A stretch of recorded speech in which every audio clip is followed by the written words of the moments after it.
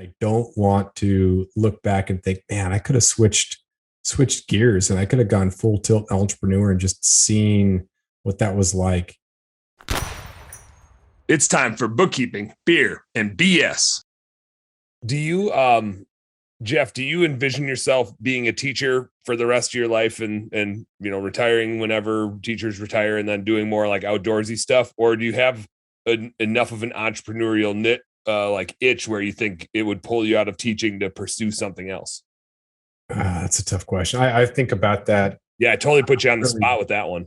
I really, really enjoy school and my high school and the kids because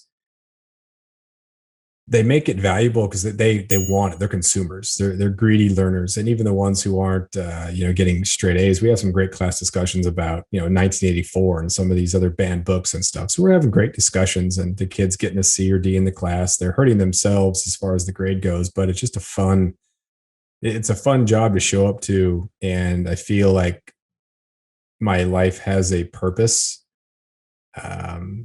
However, I am curious, and I don't want to look back and think, man, I could have switched gears and I could have gone full tilt entrepreneur and just seen what that was like.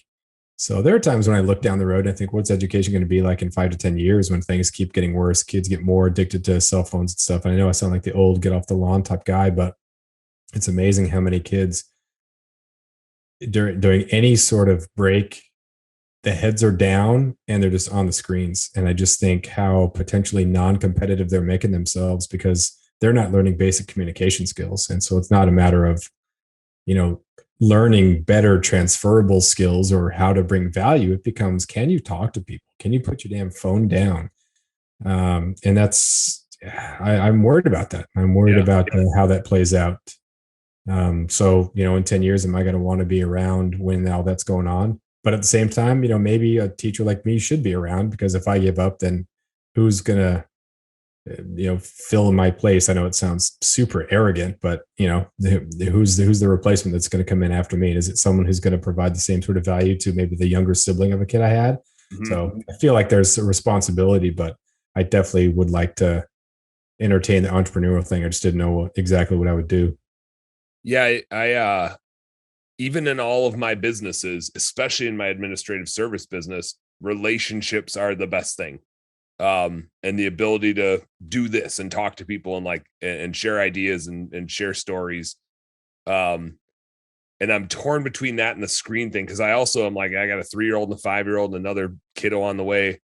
I'm like, well, they're going to grow up in a world with screens, whether I like it or not. And who knows what the hell that world's like? Who knows how you even add value in that world? Maybe you do add value differently in that world. And so maybe it's done on screens. And so I don't want them to not be good with navigating screens and technology. Like our world's going to be very technology based, but relationships still are what drives things.